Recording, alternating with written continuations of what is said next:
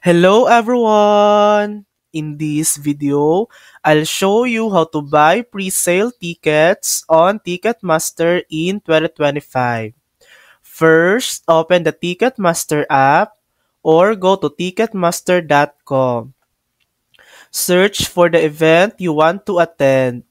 If pre-sale is available, you'll see the pre-sale date and time listed on the event page. Next, make sure you have your pre-sale code ready. This is usually provided through fan clubs, credit card promotions, or event newsletters.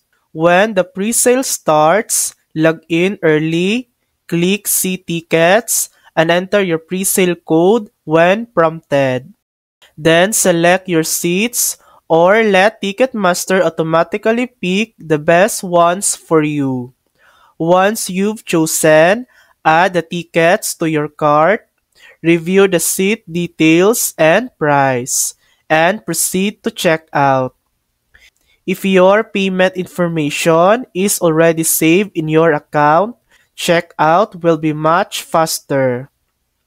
And that's it.